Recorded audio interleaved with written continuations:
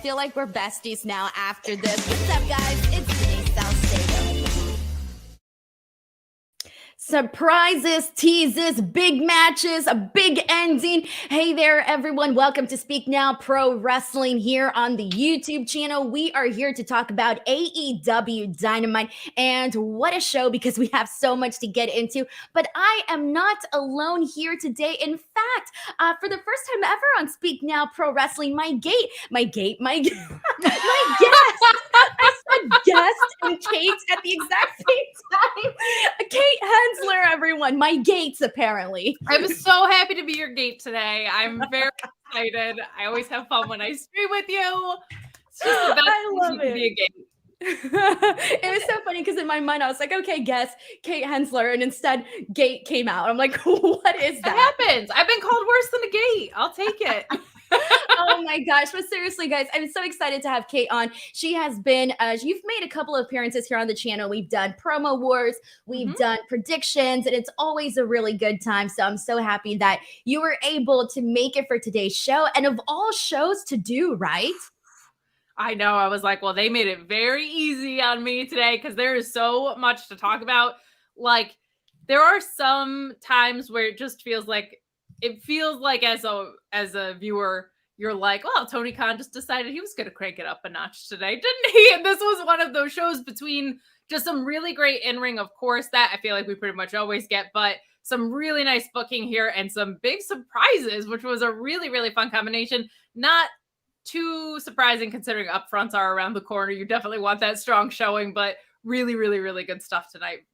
I think so too. It was one of those episodes that kind of had a little bit of everything, where like there's some episodes where it's like the wrestling is the highlight of the night. There are some where it's like, oh, you know what, the stories were a little bit more of the highlight tonight. But today it was just a mixture of everything. Like one of the last things I tweeted was, you know, we got the surprises, we got the teases, we got some great stories like you mentioned, but the wrestling was also on fire today. So I feel like today's episode just kind of had a little bit of everything. So that's going to be what we get into here today. But before we get started, we're going to get right into, of course, like the biggest news of the day. But before we do, just a heads up, guys, please, if you haven't already, subscribe here to the channel. I have officially surpassed 104,000 subscribers. The channel is growing, which makes me very happy. And also, if you want to show some love, some support, and help keep this show, help keep me funded, all of that good stuff, you are more than welcome to send in a super chat. Those get us, you know, just support here on the channel, but also get your question, your comment, your hot take, whatever it is, read here on the show. So let's get right to it. We actually got our first super chat of the night. This is from Matt Reichel, who says, yay, it's my favorite podcast duo, Kate and Denise, with the Collision announcement next week. Does CM Punk get announced ahead of time? What do you think, Kate? Do you think they announce him ahead of time, or do you think they just do like Easter egg teases like they did the first time? I think if they're able to, it would be a really smart idea to have him show up at the upfronts. They usually bring in people, and what better way to make a splash at something that's a really important thing from an industry perspective than to have CM Punk show up back there. I do think the best approach, if you're not going to do that, is to probably just have him show up at Collision. It's basically out there anyway. You don't have to ruin what's left of the surprise in a sense, almost like when he was coming back the first time, right? We all knew he was coming, but let us have like that one moment. And also it just leaves a little bit more open as to who might be showing up for him, I feel like. So keep the mystique there. I don't want to know who he's made friends with backstage. I don't want to know if him and Kenny Omega are on good terms, because I want to see that unfold in the ring. I don't care about the backstage stuff. I want to see my wrestling. So if I had my druthers, if I were Tony Khan, I would see if I could get him at upfronts for an industry reason. But other than that, I don't think there needs to be too much more done from a CM Punk showing up standpoint. I actually love your idea about CM Punk being there at the upfronts, because that's one of the things, like, we don't know exactly who's going to be there. Obviously, you know, we're probably, you know, mainly expecting Tony Khan, but Tony Khan and who else, right? And so to have, if CM Punk were to come out, I think that would be great, like, mainstream news. You know, the reports definitely indicated that, you know, CM Punk is really the driving force between, you know, this new show with Collision and them being really interested in having him on that show. But it's funny because you mentioned, like, I just care about what's happening on the screen. I love the backstage tea. Are you kidding me? I love that stuff. I love to know. To me, I'm like the viewer where if I know, like if you know a story or you know something that happened that took place behind the scenes, and then there's like a tiny little bit of a mention of it on the show, for me, it adds to it. I like to know little things like that. I agree with that. I think we've gotten all the juice out of this situation real life wise that we're gonna. So with this particular one, I'm excited to see it unfold in the ring at this point. Sheldon Jackson sends in a super chat saying the ending was but correct result, having Mox finally officially beat Kenny since in the AEW record books, Mox has never beaten Kenny, and when Mox won at Full Gear 2019, it was in an unsanctioned match. We'll talk more about that in a second. Infamous Raider Loco sends in a super chat saying, I've wanted to say this when it happened. Unfortunately, I couldn't congratulate on the 100K, Denise. Love the content you have given and so happy for you. Thank you so much. Seriously. Ebony Prince also became a brand new YouTube member. Thank you so much. Special shout out to Ebony Prince.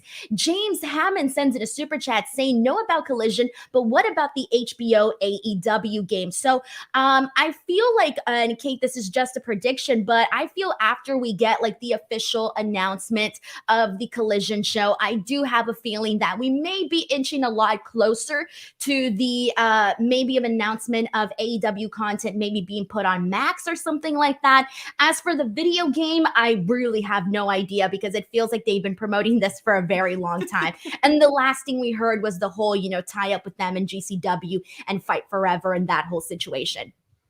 So I agree with you. And by the way, thank you for all the chats. The more chats you send in, the better of a gay I look. So please keep sending those in. But yes, I think HBO The Max, as they've now rebranded it, I would imagine that's not far behind because I do think it's a lot to ask of your audience to buy 2 pay-per-views in back-to-back weeks, as special as I think those are going to be. It would make sense that one of them was going to be the foray into hopefully their presence on Max. I really think an event like Wembley is such a great way to immediately build up subscriptions, interest, all of this buzz right to Max if they're in a position to go ahead and do that. As far as the video game goes, you're also talking to the wrong girl. I'm not much of a gamer there, but I will say what it sounds like is they're aiming for the approach where you build a really strong foundation and you kind of update that foundation as the years go on. And that takes a lot of time. So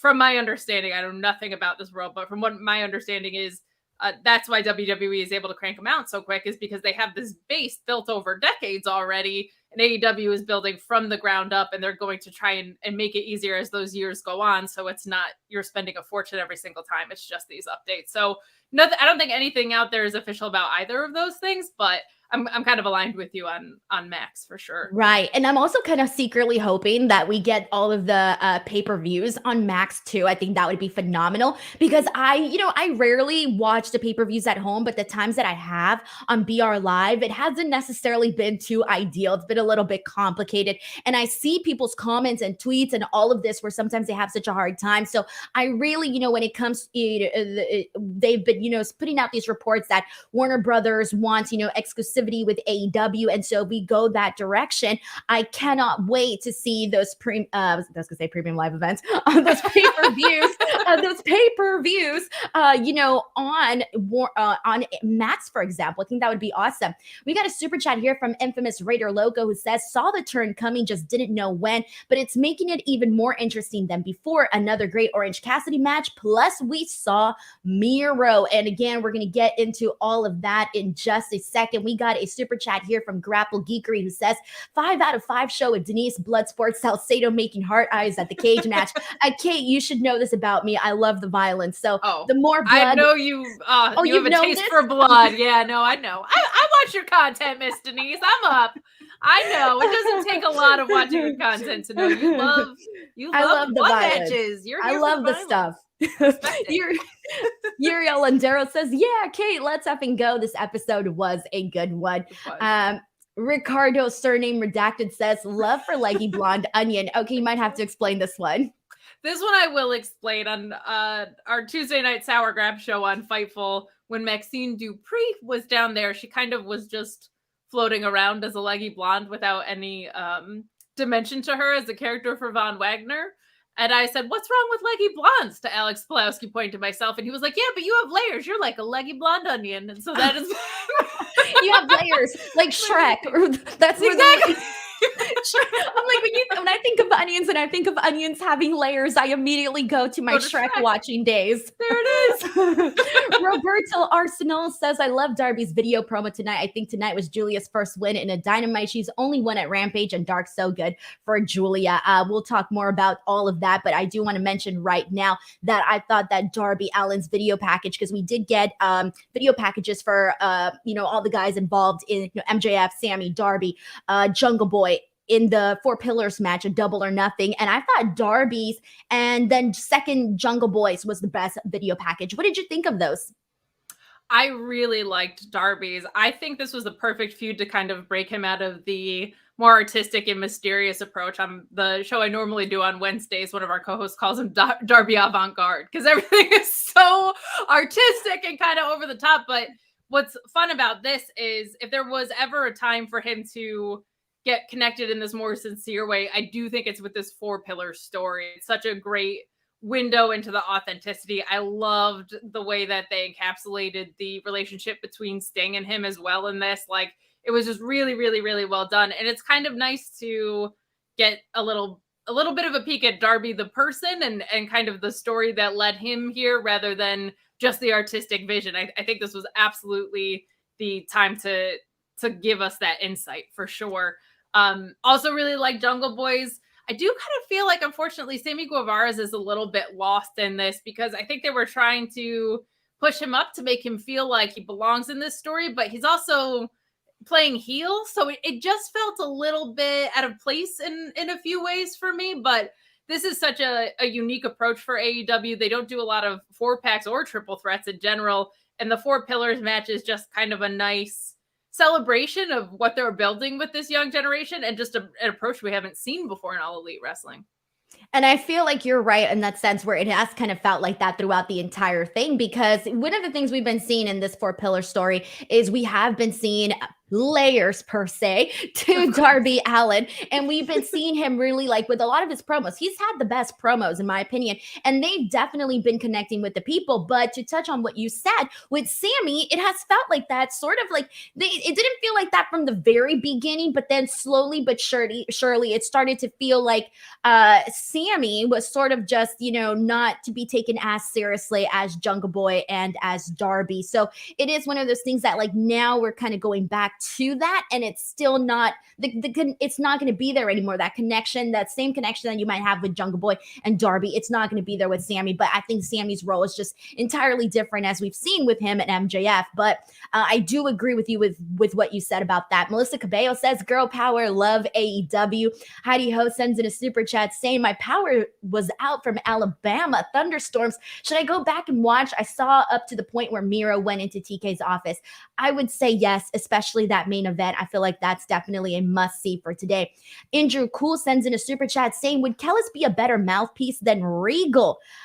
In terms of a mouthpiece, who do you prefer? Oh, man. I actually really like both of them. I didn't love Don Callis at first, but he's really, really grown on me the more familiar I got with him. But for me, it's William Regal. There's few people that I'm going to like better. Yeah. I love his romance with Excalibur.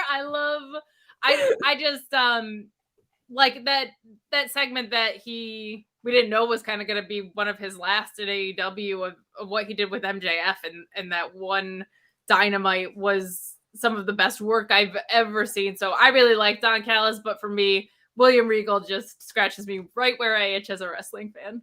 I agree, because Regal has, like, when you mentioned that back and forth with him and MJF, I mean, that to me was like literally some of my favorite promo work that we got, period, that year. There was so much good stuff in that. And even though I like Don Callis, because I think he's so good at being this jerk, this asshole that you're gonna hate, and he's so good at playing that role. And when you, like, regardless, even if you love him or hate him, he's always gonna have that hint of that there.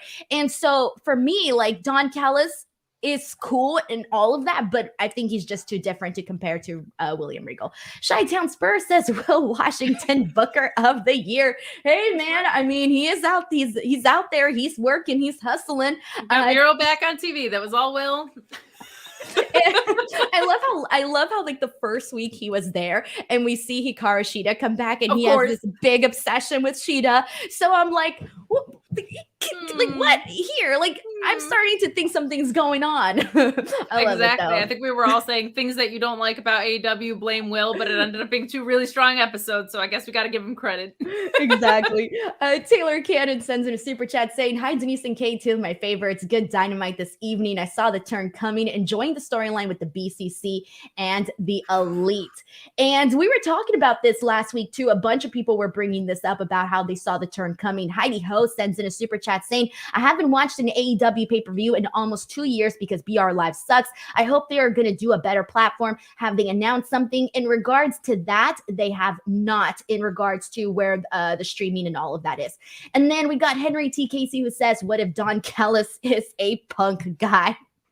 I mean, we were talking, I mean, there have been reports about this, split of the roster. And so, seeing certain people on Collision and certain people on Dynamite and all of that. So that's going to be interesting. And I know when this gets started, Kate, everybody's going to be reading into, well, this person was on this show and they haven't been on this show in this long. And everybody's going to read into that. But let's go ahead and get into what happened here on Dynamite, because there's a lot. And I want to kick things off with the returns, because we got 2 big returns, and those returns were Miro and Thunder Rosa.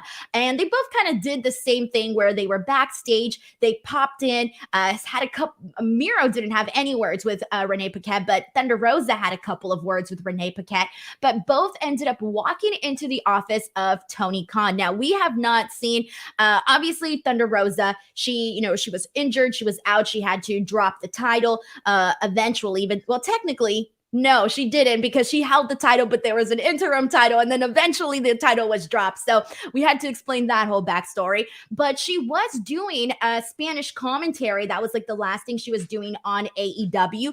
And then for Miro, we haven't seen him wrestle in a match since All Out 2022. And so both of these people, different scenarios, you just didn't know when you were going to see them back. So Kate, let's start with Miro. What was your reaction to seeing Miro here today? I was so excited to see him back. He's such a great wrestler. His title reign was so special. And then it's kind of like his footing just got lost a little bit as far as the booking. I think they were building out a really cool story with House of Black, but then they went away for a little bit. And I'm just so glad to see him back, because I think he's an incredible asset to AEW. He's such a believable champion and presence, and whether he's in a title picture or not, he feels just so important by the nature of the way he presents himself as a wrestler and his in-ring ability. I thought this was a really interesting way to bring back someone who has been off TV that people have wanted to see back for so long, because he didn't really say anything. He didn't even really do anything. He just showed up, everybody popped it. He went into Tony Khan's office. We didn't see him again. So I love how much we're all like salivating to see what's going to come out of this. I didn't realize what was around the corner either, which I'm sure we'll talk about with Thunder Rosa a little bit, but I'm just so happy to see Miro back. He immediately is just like an injection of star power just from being there. So very excited. A very interesting way to reintroduce him. That's the thing. When it comes to Miro, I don't know how I feel right now, because, I've been a fan in terms of I was looking forward to a lot of things that he would be doing on AEW.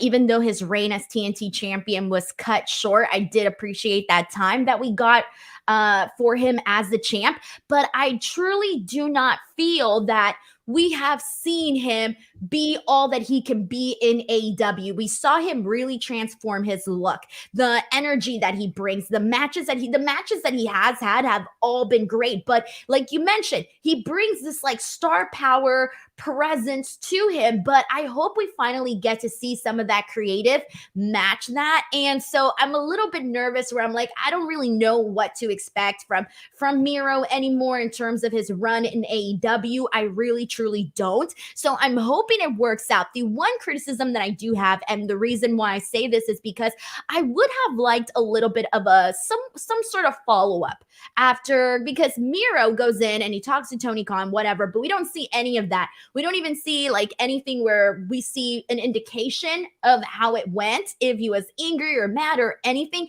I would have really at least liked if they did a mini follow-up afterwards, because I thought that would have just tidied things in nicely.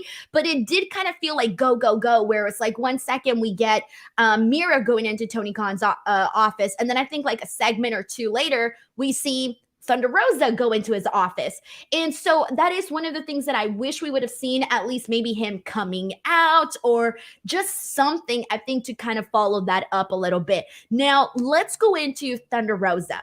Thunder Rosa, it really sucks that, she became AEW Women's Champion. And unfortunately, that was, we didn't even get the reign that we thought we were going to get. I remember being so excited. Like, I cried, Kate, when she won the title, and I was so excited.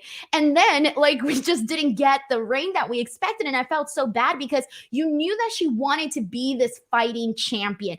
And so then all of this happens where, she has said it in interviews that Tony Khan basically told her to keep the title, that they decided not to, have her relinquish the title. This was said by her on an interview, and she didn't give up the title. And so it really sucked because that impacted Toni Storm. That impacted not so much Jamie Hayter, because by the time she won it, they made it an official, reign for her. But it did suck for Toni Storm to have to go out there and be interim AEW Women's Champion. So what I'm trying to get here is that all of that whole thing got screwed up. And so now it's like, where do you go from here? What do you do? Where do you go from here with Thunder Rosa, Kate? So just to share in your sentiments, I was so excited when Thunder Rosa won the title. I can't even imagine from a heritage perspective what that meant, because she wears it so proudly, and I think it's so cool. I was very intrigued, and I don't think they're going to do this, but my little booking brain went off. You had Miro go in the office. You have CM Punk coming back, and you have Thunder Rosa. And they all kind of have this common thread of like the disgruntled champions that never got anything that like followed up or like maybe properly treated in that regard. A Thunder Rosa, Miro, CM Punk stable to kick off Collision would be so much fun. I don't think that's where they're going to go with it. I think you're on the right track. I think it's more so that maybe these are the names that are going to be part of that Collision show, like the focal acts for that brand. Agreed 100%. I think that's why the follow-up that you were looking for is something we didn't get, because I don't know, maybe next week we see nothing but Scorpio Sky go into Tony Khan's office or something. Like, there might be more to it where we find all of it out at once. Also, hilariously, Tony Khan had tweeted at the exact same time I think Thunder Rosa was like in his office or whatever. I was like, hey, Fade, man, they're in your office. I know you're in Gorilla, but help us out. But hilarious. It was really fast too, because like right afterwards they did the Tony Khan announcement, which we'll talk about in a second. So everything was really like boom, boom, boom, where I'm like, damn, that must have been a really fast meeting there. But yeah, so I do agree in the sense that I do think that this is basically going to be an indication of we're going to be seeing Miro and Thunder over on that, CM Punk brand. At least that's like the one thing that you can assume. You know who I was expecting also, because I'm like, who else haven't we seen in a while? I was kind of expecting to see Andrade. I thought him or maybe Pac, because we haven't seen Pac in so long either. But yeah, Andrade is one that I'm not sure what his injury status is, but he is someone that also kind of fits into this. I think had a lot of stop and start and probably wasn't properly used to his full potential kind of in the first go around. I am also just intrigued to see, because he's got some love in ROH there, right? From a stable perspective, where Andrade shows up again, because him knocking around with Roosh and ROH could be a whole lot of fun. There's so many options for if and when he comes back, but he certainly fits into that idea, and you could build a really fun roster for Collision around this overarching story of these people that were kind of getting underutilized. And now you have in real life, right? You have 2 hours more of breathing room. Let's make the best of it. This is going to be fun. We have a super chat from Reggie Simmons. Reggie, thank you so much for the continuous support. He says, man, wrestling is awesome. Kate is cool AF. Thank you so much to Reggie. I appreciate that. That means a lot. And we got another super chat here from Steven, who says Thunder Rosa as the leader of the Outcast would be lit. So that was going to be my follow-up question to you was,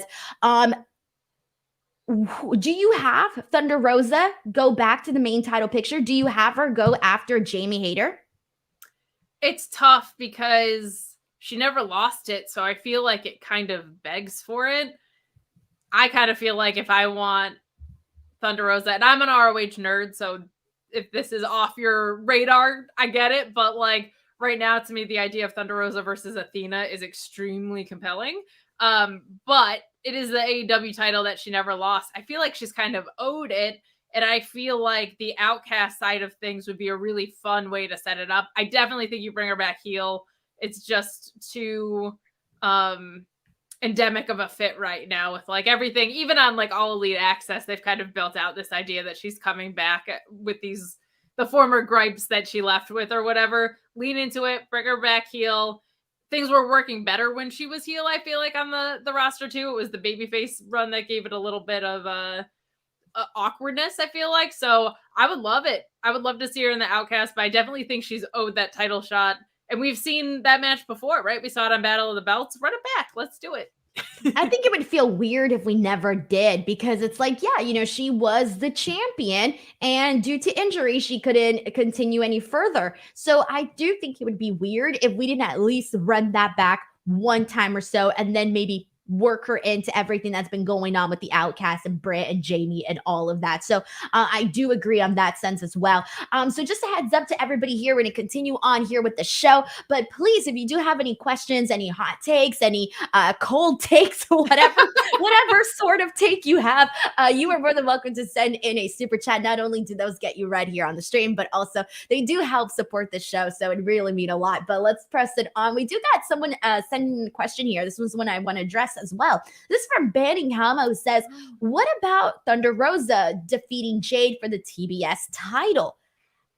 I'm going to say no. And my reason for this, Kate, is I really kind of see that title going in serving a different purpose. And to me, that purpose would be to either get somebody like a Willow Nightingale, who is new, is likable, and needs something to kind of propel her into that next level, or somebody like Taya Valkyrie, who has had all of this buzz going into the company, all of this respect for everything that she has done in her career, but something to really set her up as an arrival. Like, I'm here, I'm Taya Valkyrie, and things are about to change. So would you want to see Thunder Rosa be the one to defeat Jade, or would you have somebody else in mind? I wouldn't hate seeing it, but we also did see it before. We saw Jade defeat her already. So for me, I feel like if you've waited this long, you've got to give it to Chris Statlander on a return from injury. I think that's the moment. I don't know if you've seen any of her recent like social media posts, but she is in peak physical condition. She is jacked. And I feel like that might have been where they were going before she was injured. And you've held out this long. I think she's due back later in the summer. I'm not fully sure, but I feel like you're right in that moment, because this always happens, A, with streaks, and B, long title reigns, and now you have both. It has to be one of those holy S-word moments, like a major, major, major moment. And I think Chris Statlander coming back to dethrone Jade is great. And I also feel like Chris Statlander is the right choice, because the defenses for Jade have been a little bit less frequent because of her strengths being more charismatic and star power and presentation. I think Chris Statlander walking in being like the workhorse, defending it all the time, almost maybe like you're seeing with Orange Cassidy, but on the women's side, I think she would crush that role. And it would also get a lot more women's title defenses on TV, while you can leave some breathing room with the world title. And the AEW fans, they love Chris Statlander. They love Chris Statlander. She was, she was getting, it felt like she was finally, or not finally, but people were really yearning for her to get to a certain position, and it didn't happen. And then unfortunately she got hurt again. So it has been one of those things where she's had so many setbacks, but every time she comes back, the people are behind her. So that would be something where I would love to see Chris Statlander be one of those people, one of those options to defeat Jade. We got a super chat here from Sheldon Jackson, who says, let me pull this up. Why isn't it pulling it up? All right. Sheldon says, but the thing is she has problems with both sides because she screwed Toni Storm out of the title and labeled her as interim champ, and Britt don't like her. Everybody knows about the drama between Thunder and Britt Baker. It sucks because they make such incredible magic in the ring together, Kate. I agree. I feel like the first wow women's match, I don't want to say that, but one of the most memorable ones was certainly that Lights Out match. There's been some really great ones. It's the most historic one when you think back to the women's history in AEW. Exactly. And I feel like, to the point of this super chat, I don't think she screwed Toni Storm out of the title. And I believe in storylines, it was like a respectful passing over of the title. So I think you could very easily walk back into that and have her be on that outcast side. Lean into the drama of Britt and Thunder. I'm all here for that. But I feel like Toni Storm and Thunder Rosa, it was maybe more of a manufactured thing where it was like Toni Storm was screwed in that way. And now that I remember, actually, because I was agreeing everything with what you said, because yes, on camera, on storyline, it has been pretty much like, okay. But now that I remembered, I think there was one time where Toni threw shade at Thunder Rosa during one of those press conferences. And I forget what it was, but it was something that was like all over headlines, you name it, everything. And so I was remembering that, like, I just remembered about that right now. So I guess you can say like there is some, I mean, who knows, that could have completely faded away. Thunder mentioned on Busted Open not too long ago that she apologized to the locker room. Yeah, I think it feels like it doesn't take a lot to put a magnifying glass over things that might be more minor issues. And when somebody is absent, I feel like those just swell. And on the other hand, I think when somebody's injured, you get two types of people that get injuries in wrestling. You get ones that needed the break and are actually glad to be home and can work on themselves and whatever. And then you get people that are just fixated and stewing on the fact that they can't do the thing that they love to do every day. And they're mad about where things left off or whatever. And so I think just a clearing the air conversation goes a really, really long way. And I'm glad that she did that, because I think that's a champion move. I think that's a really good thing. And B, it just feels like a lot of times it can be much ado about nothing. And if you can just put it behind you and go to work and be happy, that's the best for everyone. Yeah, and I would like them to lead into that drama with Britt and Thunder. I know maybe it might get a little messy, but it's like people know that there's some sort of, real situation there. And I think that that's going to even make it something more appealing on TV. So I would say lean into it if all parties want to. Heidi Ho sends in a super chat saying, I'm still lobbying for Nia Jackson, the Outcast. Tell Will to make it happen. Now, I have expressed my feelings about this to Heidi Ho, and I kept saying no. Kate, do you feel differently? No, I think I was never the most Nia Jax friendly gal as far as her being my favorite wrestler, just not for me necessarily. I also do feel like as far as the wrestling landscape goes, AEW is probably not the best fit for her. I think WWE was probably the place that she would more belong. Maybe Impact would be a really good place for her just based on the talent pool that they have over there. Just from a gut instinct place, it doesn't feel like AEW is necessarily the best home to cater to what her strengths are. I'm so happy that Trinity is an Impact, but I was thinking she would be like the perfect linchpin for those outsiders. I think the blow-off match is going to come before they could ever get Mercedes in the door, because they did announce that they're going to Boston, but I think the blow-off match is going to happen before that. So I'm intrigued to see where they go with this. It very well could be Thunder Rosa. Thank you so much, Heidi Ho, for sending in this super chat. And I'm just getting all caught up with the comments here. And once again, guys, if you do want to help support this podcast, give it some love, you are more than welcome to send in a super chat. I appreciate everybody in here. And let's go ahead and get into let's get into Tony Khan's announcement. So the announcement is that there's going to be an announcement next week, FYI. But we can pretty much, I feel like we pretty much already guessed what the announcement is, considering all the reports and everything that was out here today. But just to give you guys a heads up. So Tony Khan took to the camera and he basically said that this was one of the strongest AEW Dynamite episodes, one of the strongest cards that he has put out there. And then he says that next week, or he said, stay tuned next week on TNT. We're going to be getting next Wednesday, a huge announcement. And so as we know, the rumors or reports that are out there is that AEW is getting a Saturday show, AEW Collision, that's going to be taking place every Saturday from 8 to 10 p.m. Eastern, with CM Punk being the big featured act and all of that.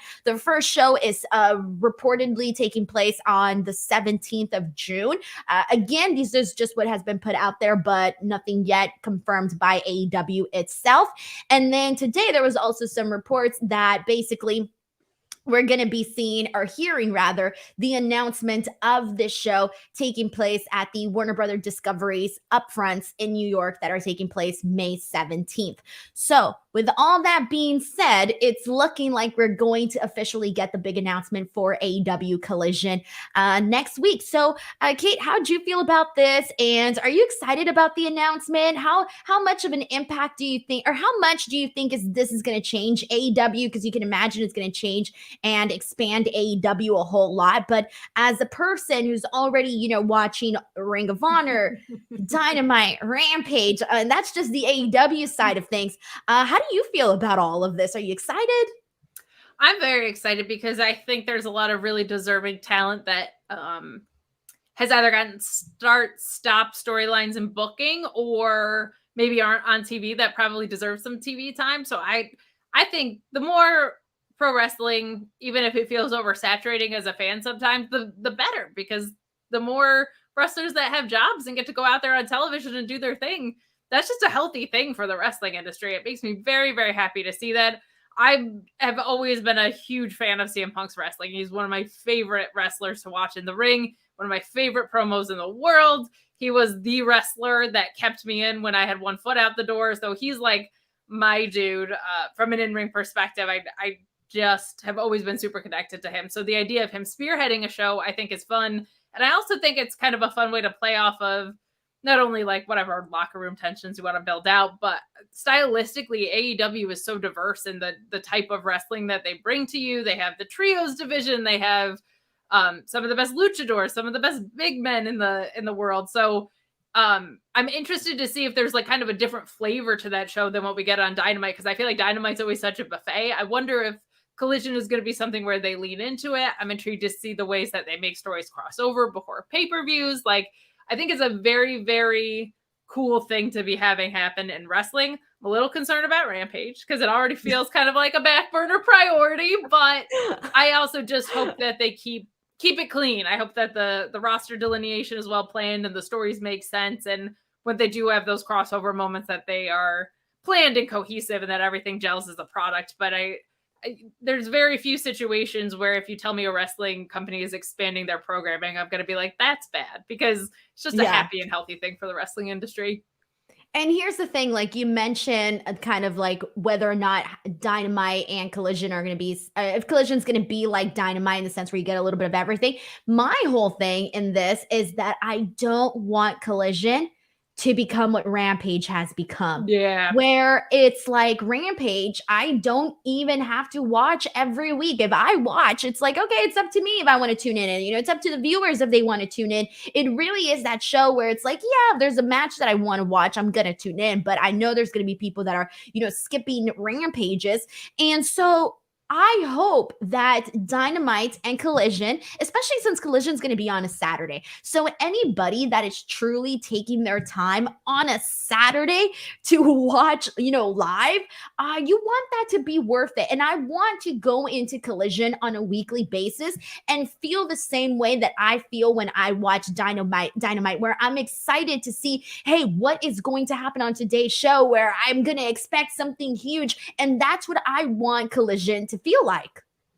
My only complaint is there's no really way we're getting Saturday pay-per-views for AEW, and I really like Saturday pay-per-views. I like having that extra day on my weekend, so that's my only like complaint off the top.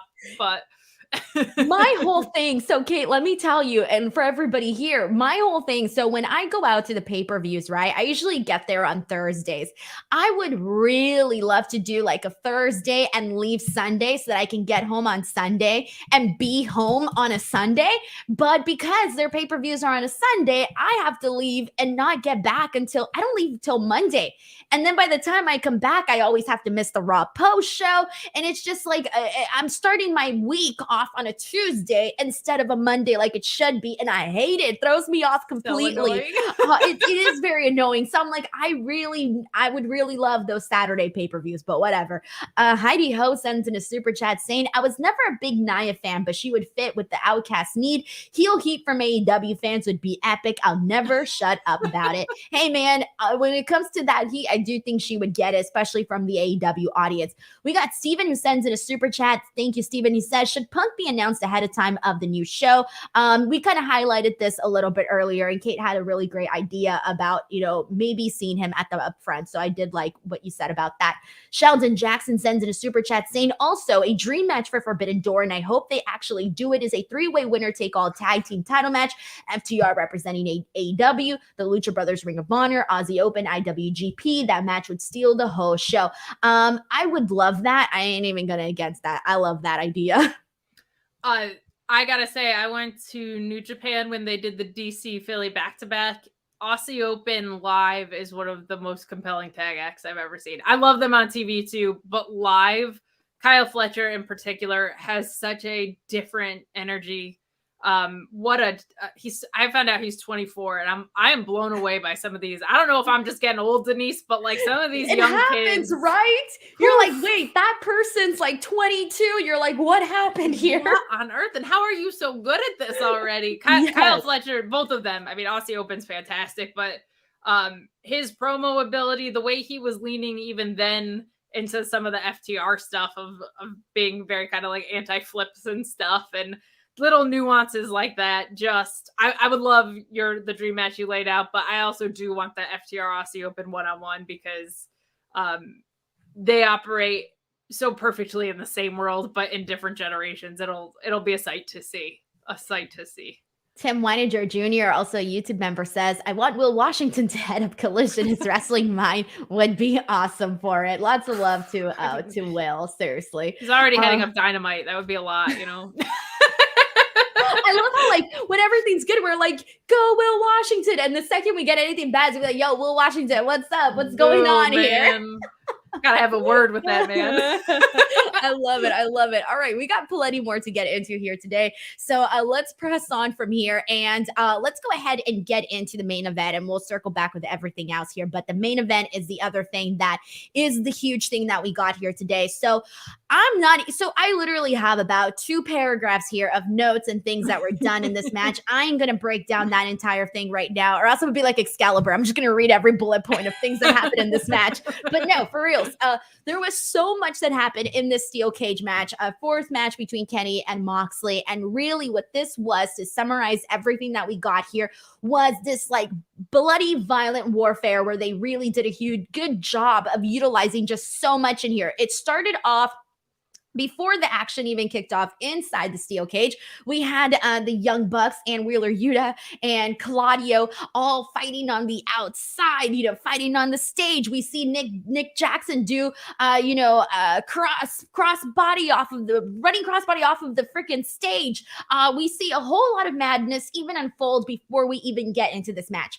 Finally, in this actual steel cage match, is the violence gets right in very fast. So we see a lot of Kenny bringing in a barbed wire wrap steel chair. With this steel chair, he not only throws it in the face of Jon Moxley, and that's the first sign you start to see Moxley get busted open, but then he ends up basically hitting him with the chair, putting the chair on his back, freaking stomping on the actual chair, and then this just completely unfolds. Like, we see so much.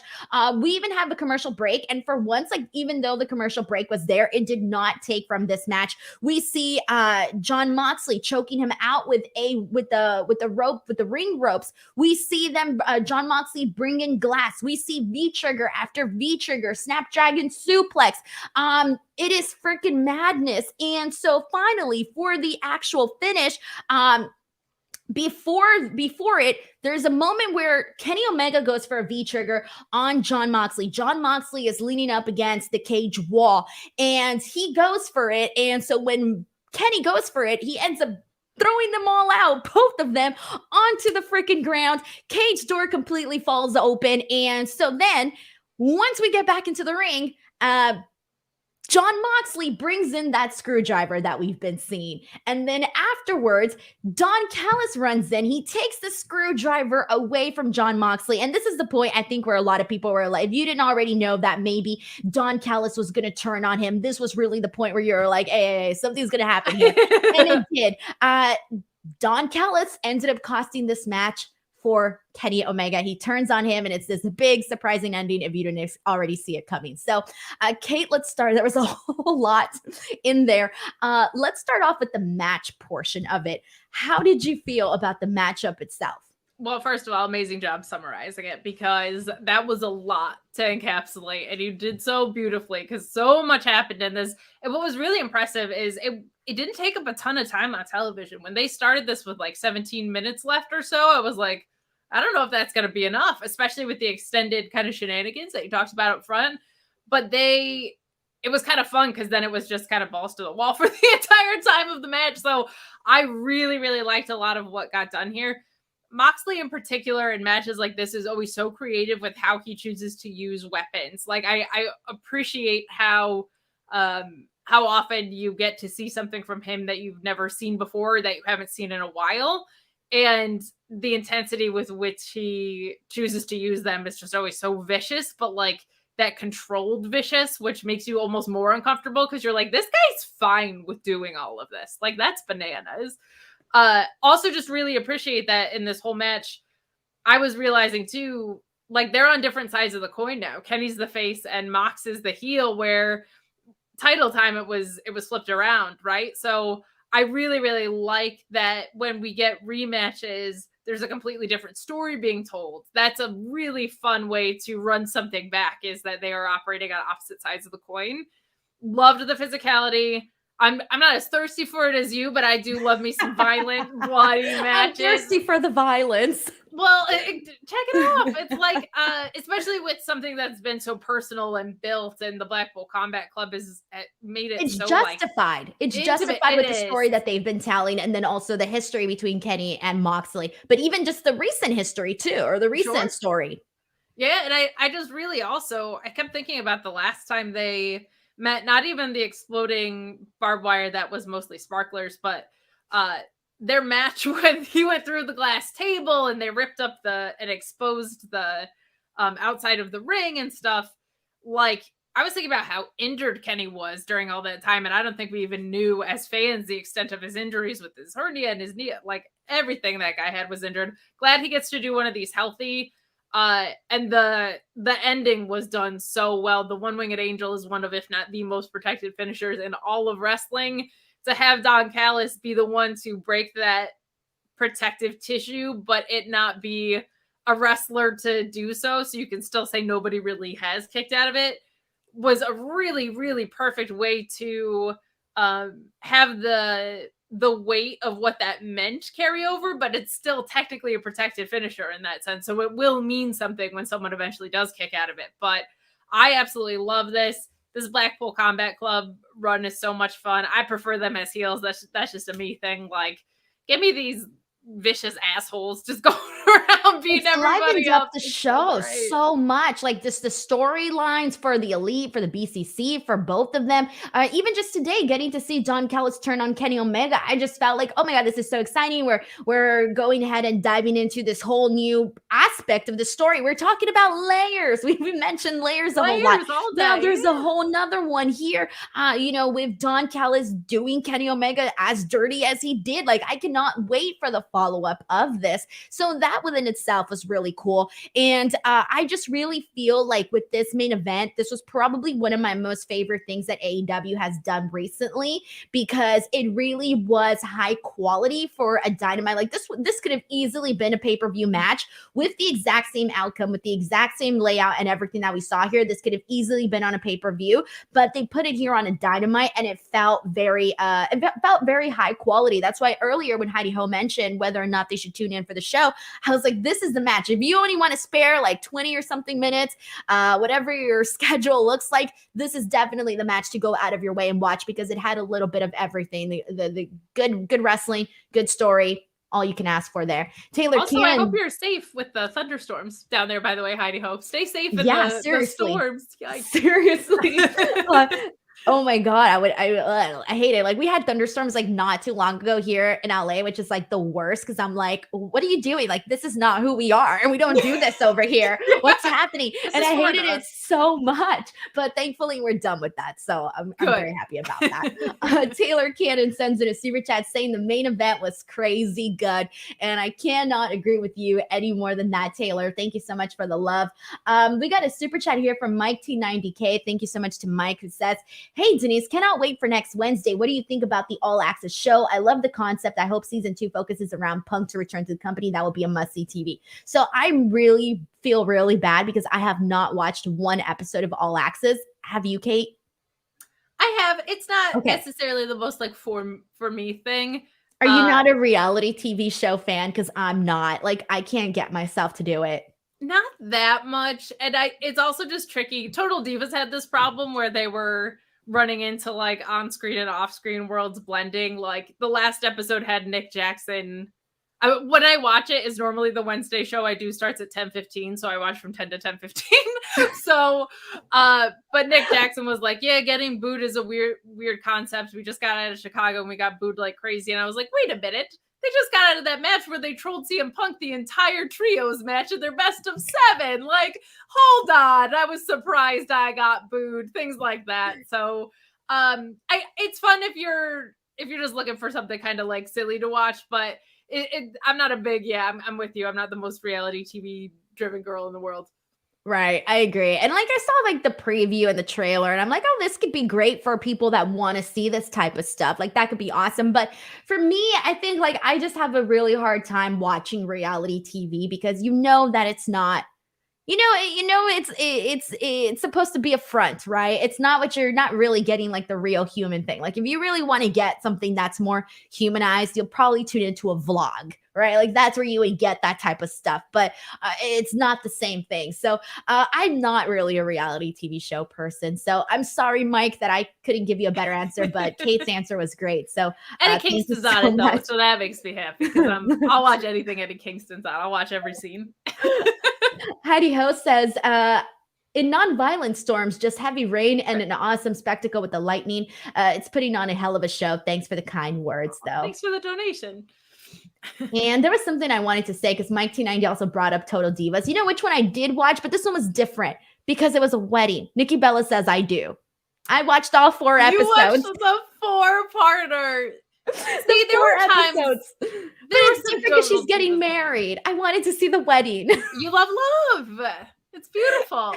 Did you compare your wedding to it? Oh God, no. Because, obviously different money, different money wise, sure, I ain't in the same tax bracket as Nikki Bella, but different tax brackets here. But I did kind of like, I don't know. I think her wedding was a lot smaller than I anticipated. And she was also more of, if you watch the show, you would know that she's very like, everything was last minute. I would die. I would not be able to do that. So I guess in that sense, polar opposites, right? Because I planned everything down to the T. But it's like, but for her, it was like she was literally already in Paris and didn't even have a venue, but it played into the whole thing. I don't know if that's real or not. I love that that's the one you watched, though. You're like, I'm going to watch the 4-part series on Nikki Bella's wedding. So I'm ashamed of myself, and this is non-wrestling related, but I need to tell you something really, really, I was so ashamed, and I hate this movie. So I tweeted the other day that I was watching a really dumb movie, and I kept watching it. I ended up watching all 3 parts, the whole trilogy. I want to talk about it. I'm so embarrassed, Kate. What You know which movie? movie it was? And this is an old movie, but I had never seen it. I remember And you it's a tweeting about it, but I don't horrible, remember it's what a it is. horrible movie with horrible, like just horrible all across the board. And I watched all 3 of fucking 50 Shades of Grey. Oh, that's right. Okay, yeah. I hate myself, Kate. Have you seen that? I have not. But I will also say, when you work really hard, especially when your job is on camera, sometimes you just need the most dumb stuff so that you can tune your brain out and not. But this think of isn't just anything. dumb. It was just bad, like across the board. And I kept watching it. I stayed up until like 2 a.m. And I'm like, I gotta finish this trilogy. And it's so unlike bad. Cody Rhodes, you were gonna finish the story. That's what happened here. Story, and I do not recommend this movie, but unfortunately, this is true. Heidi Ho says the movie sucks. Let me watch the other 2. What? Yes, it happens to the best of us. Isn't that so funny? You're like, this is bad, and I am going to devote the next 4 hours of my life or whatever to it. Like it was more than that. Each one was 2 hours. You spent 6 hours. A little more than 6 hours. You could have flown across the country for that. It takes me 6 hours to go from Newark to LA. I know there's going to be people here that have seen it and they know exactly what I went through. And there's going to be people here that are considering watching it. And I suggest you don't. But whatever. It suckered me into watching all 3. Dion Giambardo sends in a super chat saying tonight's Dynamite was one of the best episodes in a while. That main event was pay-per-view quality. Thanks for doing the stream. Literally exactly what we were just saying. So thank you so much to Dion for sending in this generous super chat. All right. So Zeno Hour says the same thing happened to me, but with Twilight. I watched one Twilight, but I was kind of anti-Twilight, Kate. Were you a Twilight fan? I was not. I, in general, like things that are set in another world, and this always surprises people because I'm so into wrestling. Like Lord of the Rings, Harry Potter, Twilight. Like I don't know why. I can't get into them. But I remember my sister read all of the books when she was super sick at one point. And she was like, I just keep reading about this guy's stone marble chest. And that's the only thing this author has written over and over and over again. Why, much like you, why am I watching this? She was like, why do I keep reading this? So I was not either team. What were the teams? It was Team Edward and Team Jacob, I think. I think you're right. Yeah. Was it Jacob? I was not on either. So I was anti-Twilight though, because for some reason, whenever something is incredibly popular, I don't want anything to do with it. You're one, okay. You're like I'm one of those. Yeah, I've heard other people say this, and I didn't realize that it was a thing. I thought there was just something inherently wrong with me. Why don't I want to be a part of what everybody's a part of? But when someone likes something so much, I'm like, oh, no, thanks. I don't care. I don't want to watch it. And that's why I didn't watch Twilight. I remember that's why I didn't watch 50 Shades of Grey, because everybody was talking about it. So I didn't want to watch it. And so then I'll just watch it like a decade later. I think it's because all the talk about it, like, ruins the experience for you. Like I lose interest because I'm like, can you just stop talking about it? If I want to watch it, I'll watch it. Leave me alone. D. Laura says Denise is anti-establishment. And Shady Havoc says the Hunger Games is decent. Hunger Games, Kate, is the only movie that I showed up at midnight, before midnight, to stand in line to watch Taylor it. Swift's well, of course, that too. soundtrack. But I was in love with PETA. I was so in love with PETA, and I mostly, anything in the world, I wanted to be Katniss. I really wanted to be Katniss. I loved the character, and then I was in love with PETA. So well, there you go. You got drawn in. It's two whole things, man. I was those fans. I would go dressed up. You did? Wearing the merch and everything. Read all the books. Are you kidding me? I was like the ultimate Hunger Games fan. Stop. I love that. I even considered, I was like, one day if I have a daughter, I'm going to name her Katniss. I'm not anymore, but back in the day, I considered it. You're landmarking that name. Yep. Yes. Yep. Been there. Christopher Marino sends in a super chat saying, I'm going to hurt your brain. 50 Shades of Grey started as Twilight fan fiction. What? I didn't know that. I think I did know that. Really? This is a thing? I think that is a thing. Yeah. Or at least there's the belief of it. But yeah, I feel like I remember that. That's why they kind of came out back to back almost. Oh, okay, that makes sense. Heidi Ho sends in a super chat saying 50 Shades ruined the dating scenes for a couple of years. Every girl wanted to basically get beat up at the end of the night. Oh God, I hope not. It got really dark, you know? Like there were some things where I was like, okay, you know, write this You're down. like, all right, this is sexy. And then you were like, this Yes. is not. Yes, Like, it got this so is weird. dark. It got Yeah. dark so fast where I'm like, okay, this is too much. Now this is just like abuse. What are we doing here? I can't watch this. You know? Uncomfortable. Yeah, not hot anymore. Weird. Yeah. Yes, it went from like hot, might be interested to oop, no thanks. Nope. Patokia sends in a super chat saying, Hey. I've read all the books. Katniss is so stupid. No, she's not. I love Rude. Katniss. I love her. Are you kidding me? When she volunteers for her sister, come on now. Like, it gets me every time. All righty. Let's press on from here. All right, so let's kind of rewind to the top of the show since we've kind of bounced around and covered some of the big moments of the show. Let's get into Claudio, I can't even speak anymore. Got so into 50 Shades of Grey and Hunger Games. I gotta like switch my brain gears from like movies now back to wrestling. So Claudio Castagnoli and Rey Fenix have what was an incredible match. I mean, really just Claudio did such a great job of letting Rey Fenix just do whatever the hell he wanted in this match and just like really shine. And there was so much fun stuff. Claudio gets the win here. How did you feel about this match? I loved this match. This was like a classic Styles make matchups. If I could talk, that's what I would say. And pass it to you. Where it's 11 a.m. Eastern. We're getting there. We're coming down the stretch of the evening. But I really, really liked it. I think one of Claudio's biggest strengths is because he has such strength and is so explosive speed-wise. He can work with just about any opponent and make them feel like $1 million, look great. And Rey Fenix does not need the help. That Hurricane Rana off the barricade was incredible. Absolutely loved it. But this was just two people who are so in control of the way that they approach a wrestling match, doing unbelievable work and leading into their skills. This set the tone for the night. Like, this was an incredible match. I was like, how are they going to beat this the rest of the episode? And they were like, hold your AEW coaster beer or whatever, because you've got a nice 2-hour ride waiting for you. But this was really, really, really fun way to start off the show. Rey Fenix also just like always should be starting shows because of his energy and his style. He's so explosive the way that he conducts himself in the ring. Like, I could watch this match over and over again every day of the week. Let's go. And the crowd was so hot for it. And now, because this was a double Jeopardy match, we are going to be seeing Claudio with a mystery partner, not known yet, compete for the Ring of Honor tag team titles. Kate, I know you cover Ring of Honor every week. Is there somebody that you have in mind to partner up with Claudio?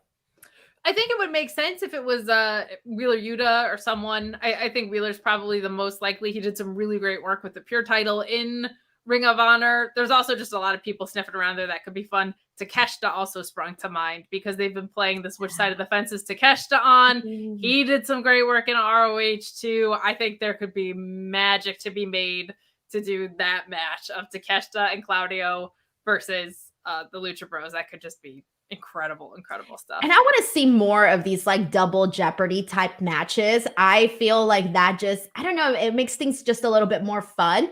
So I would like to see them do this a little bit more for other matches as well. But this was a really entertaining match. This was my second favorite match of the night. So Heidi Ho, also watch this one. There you go. There you go. And I will say one. too, as a champion of the Ring of Honor brand, because I do love it so much. There's a lot of those devices, like the double Jeopardy match that we saw tonight. Proving ground matches are, if you're not familiar and you are watching this, if you don't lose to the champion or you beat the champion in a 10-minute time period, you earn a title shot that way. So it's a really great way to have someone earn a title shot that might not have a bunch of wins under their belt, but to be in this type of match gets you there. Also is a great way to have your champion, if they are going to get pinned on television, it means something. So they also use their rankings in a really logical way. So if you like rules like a nerd, like I do, ROH might be the program for you. And we also had Orange Cassidy defend his AEW International Championship against Daniel Garcia. The crowd was so hot for this match. I think this is one of those matches that the more the crowd got into it, the more you can tell it like feeding into the guys. I loved the elbow strike exchange that we got from both of these guys. That was so much fun. After some back and forth, we do see Orange Cassidy retain his international championship. Fine. I think most of us pretty much saw that conclusion coming. This wasn't my favorite match of the night, but I just thought with so many other great matches, like this one still was up there with it being very fairly entertaining. How are you feeling about Orange Cassidy as AEW International Champion? Are you still wanting to see him have a long run? Are you kind of over it? Want to see a new champion? Where are you at on that? Orange Cassidy is such a unique wrestler, and that it feels like you could have him have a 5-match title reign or a 50-match title reign, and he's kind of always just going to be perpetually over. So I've really liked this run because I think it was very productive in showcasing how good he really is in the ring. Like, he's a comedy wrestler, yes, but he's a wrestler. He's not someone that uses comedy as a device to cover up the fact that he can't wrestle. And he's had a lot of versatility in this run too. You've seen him take on all different types of opponents. I feel like his matches has been put together a lot differently than they kind of were being put together before this title reign, where it was kind of like, okay, and then he does the kicks and then he cranks it up. Like we've seen a much deeper pool of what Orange Cassidy is capable of. I think it is probably time to look at winding it down. I'm interested to see where this falls now with Collision being in the picture. But I thought this match was great. I would like to see Daniel Garcia in like a proper story. I could also see him moving on from the Jericho Appreciation Society. Oh, I hope so. I'm so over the Jericho Appreciation Society. I'm okay if they like broke up, never got back together. We can move on from it. And Daniel Garcia is just such a special wrestler. I'm ready to see him on his own with his feet firmly planted in a story that feels important on the show. We got a comment here from Brandon Stark that I wanted to read. He says, Orange Cassidy has been putting in his work boots these past few months, defending that title almost weekly. And you love to see that. I love to see that because I love variety. Whenever someone in any championship reign, I love to see a variety of opponents and matches. And that is definitely something we're seeing. Okay, let's go ahead and get to the no holds barred match. We saw Julia Hart defeat Anna Jay. And I don't know how long this match was, but they utilized every single second in this match. Had trash cans, chairs. I'm so impressed by Julia, by the way, because I really didn't know what to expect from Julia in ring wise. I really didn't know what to expect from her. And she has sort of been this like dark firecracker where she comes in and everything that she does just feels like entertaining. But then on my favorite thing about Julia is that she brings so much presence into everything she's doing. Like that's the thing that I think captivates me the most when it comes to Julia and even Anna Jay. But obviously Anna Jay, we've seen her wrestle just so much more. But I love the way that they did this. I thought that the way that they started it and kept it going throughout the entire thing. There was one point where Anna put the trash bin on Julia and had her in the corner and then did like a spinning heel kick onto the trash can. I thought that was a really cool spot. I kind of liked how they did all of that. Eventually we see Julia get the win via submission. Were you as impressed with this match? I really liked this. I loved in the beginning, to your point, Julia's presence when she comes out, the theme that they have, her presentation is incredible. And I loved Anna Jay cutting the legs out from under it before the bell even rang. That felt like both of those two characters in one moment colliding in the most perfect way. I think Julia Hart has come such a long way. I feel like she played both the face and the heel side of her roles in AEW just perfectly.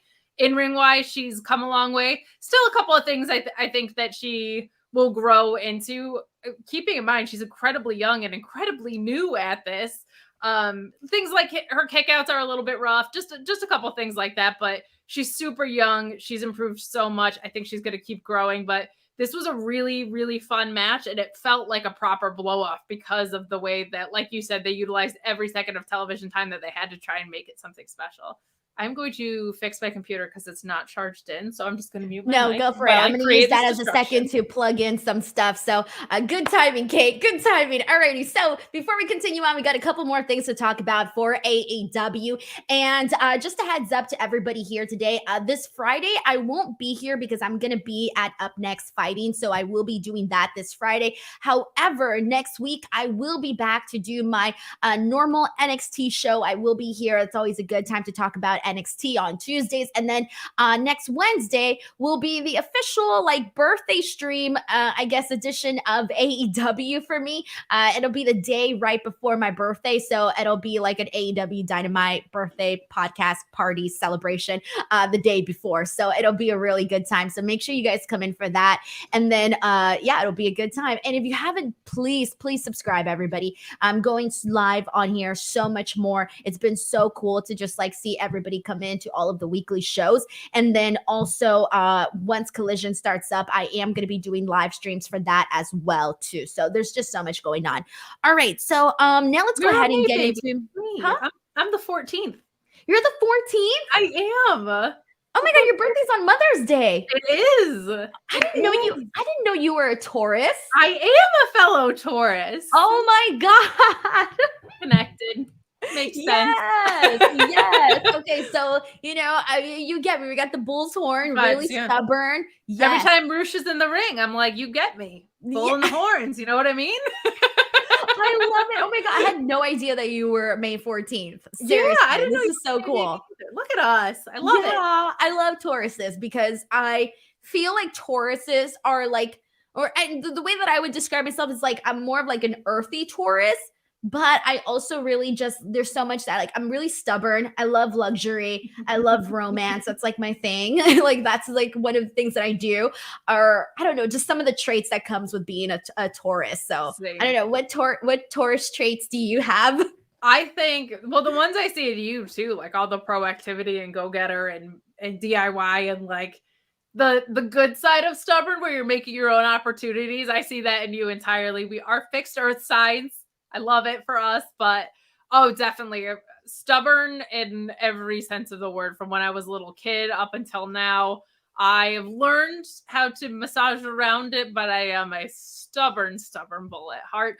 I also too I like luxurious things, not like in a name brand way, but like if I have sheets on my bed, I want the comfiest sheets on my bed. You know what I mean? Like for me, it's like I like to be surrounded by pretty things.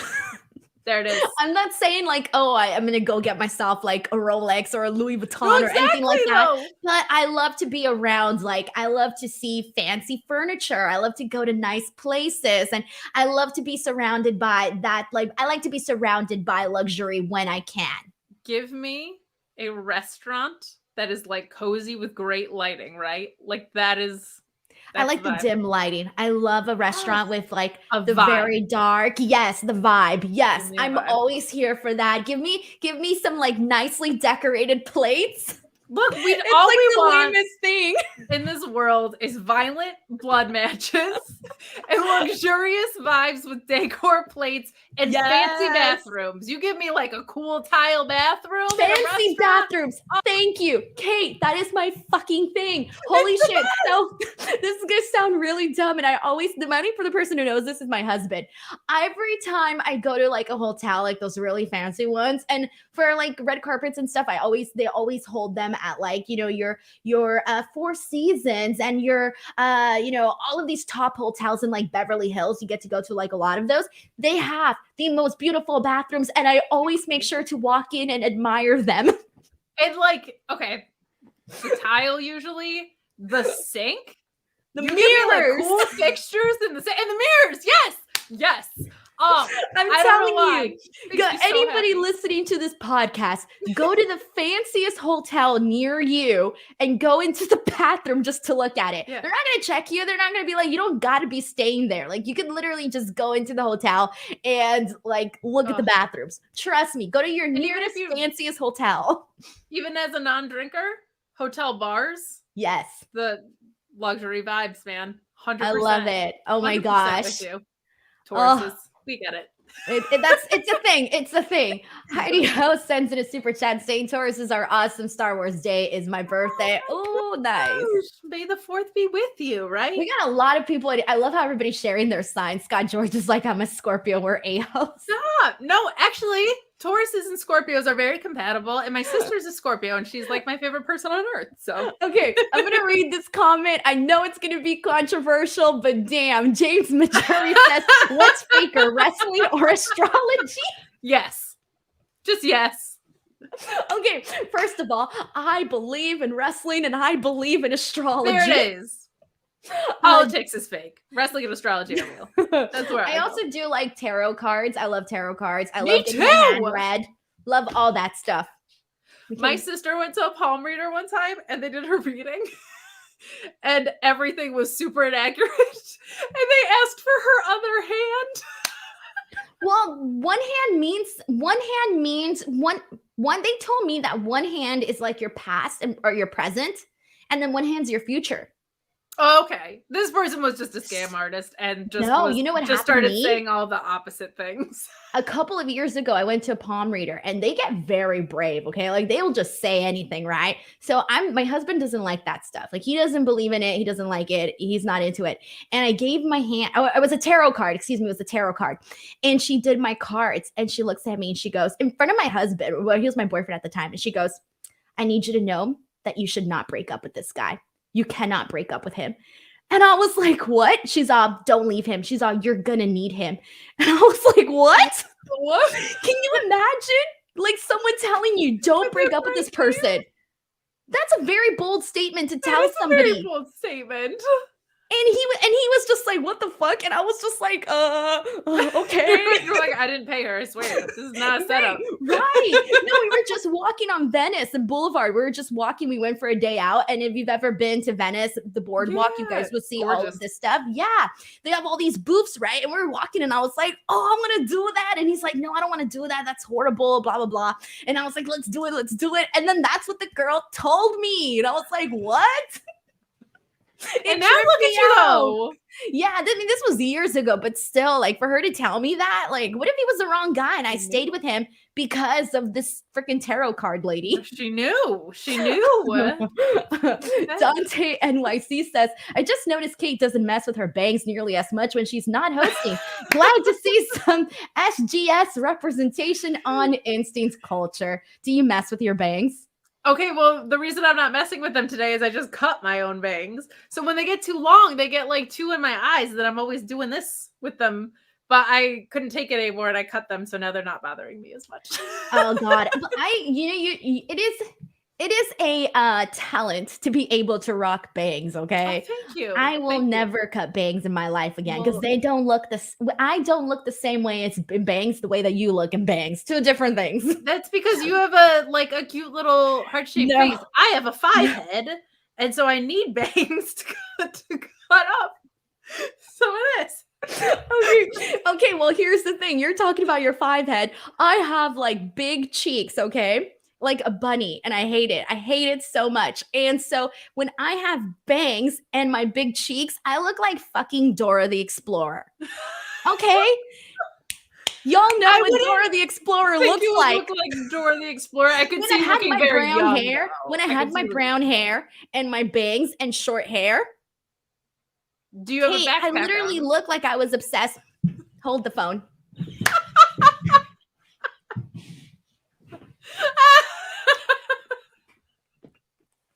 I got the Dora the Explorer pink backpack. Largo. Pequeño. Exactly. I'm like azul. And then it's funny too because whenever like there's Spanish and wrestling, I'm translating on Twitter, and that's like the joke. I'm like, I'm the freaking IWC Dora the Explorer. Denise. So when you're thinking about your bangs, there's a reason why I gotta have my hair like this. Okay. Well, it looks great on you. You look beautiful. Everybody I like the blonde on you. It's very nice. Thank you. I was really scared, by the way, to do it, but oh my God, I'm reading all these comments here and everybody's laughing. I just need a boots. I literally, Liz says, "Wear the monkey." I just need the boots. I know the song too by heart. It goes, Come on, vamonos. Everybody, let's go. Come on, let's get to it. I know that we can do it. Where are we going? To the podcast. Where are we going? To the podcast. I'm just making it up now, but literally, there's a song. I used to watch Dora back in the day and Diego and oh my gosh, Diego and the backpack. Backpack. I'm the one that's loaded up, filled with knickknacks too. Yep. I remember. I know. I'm dead. Oh my God. I can't believe it. It's so funny. Let's see what we got here. Boxcar Racer says, love this pairing, Denise and Kate for the win. Thank you so much. Appreciate you. I'm just here to be the best gate I can be, you know? Yeah, exactly. Shady Havoc says, where's SRS's mute button when you need it? Oh, you want to go watch him and Alex? Fine. They're not singing Dora the Explorer. That was my impression of SRS. That was close enough. Sometimes that's what he sounds like one of those teachers from the Peanuts cartoons. Just like, wah, wah, wah, wah.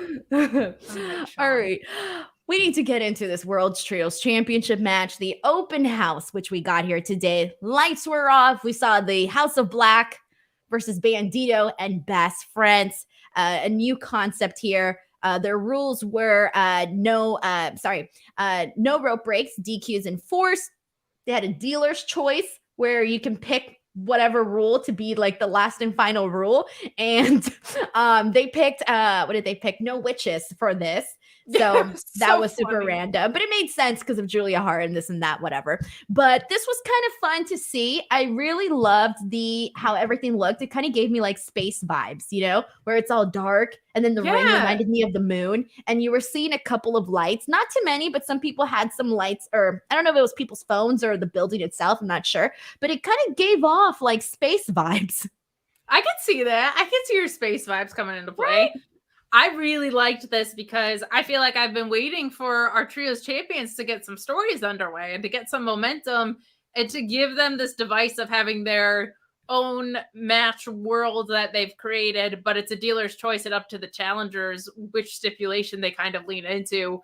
It's just something that's super unique. It feels so authentic to what this act is in the trios world that I loved this. I thought the segment setting up the no witches thing was very funny too, with Chuck Taylor and Trent being like, she seemed mean earlier. I don't like her. Keep the witches away from the match. I love the Best Friends. I think they're so much fun, but I really loved what we got to see here. And I think it's very cool that it's going to feel like an important event and something special and different every time that our trios champions are out there, because the trios titles kind of feel like their own special thing. And then you add this extra layer on top of it. It just feels like a spectacle to be seen every time they're out there. And what I love about House of Black more than anything is I feel like all three members are so different and bring something so different to the table. As far as the men go, Julia is her own evil witch goddess in herself, but they just have such different strengths in the ring and are so incredible that whenever they're in there with somebody new, it's like, man, they just threw something completely different at you than you were seeing before. And you're constantly changing it up on your opponent in that way. So I absolutely adore what they're bringing to the table with the stipulation. And it's not a gimmick to cover anything up. Again, like I feel like that happens with spooky gimmicks a lot. This is just like a really fun storytelling device, but in the ring, all three of these dudes are a force to be reckoned with. So super, super fun. It adds to the act a whole lot too, because for a while there, it kind of felt like something was missing for the House of Black. And I really hope that they do more of these. Like, I know they can't do them every week, or maybe they can, I don't know, but it does feel like something special that they should kind of hold on to. And I would like to see them continue to do this, because I feel like the House of Black has always tried to present themselves as very unique, from like even the way that they come out, their entrance with the lighting and how they disappear and they appear and this and that. So I feel like if they were to incorporate that into their matches moving forward, that would also be something that I think is just enjoyable. So maybe they could do it sporadically. I don't know if people would get burnt out by it if they did it all the time, but it is definitely something that I want to see happen a whole lot more. I was a fan of that. Okay, so last but not least, we do got a couple of matches that were announced for next week. We are going to be seeing Ricky Starks versus Jay White. I'm really looking forward to that. How do you feel about that one, Kate? Oh, so excited. So excited. I feel like Ricky kind of got lost in the shuffle a little bit, and Jay White coming in is like, what a perfect opening feud for Jay White to be in, because while he was getting a little lost, he had that incredible title match with MJF.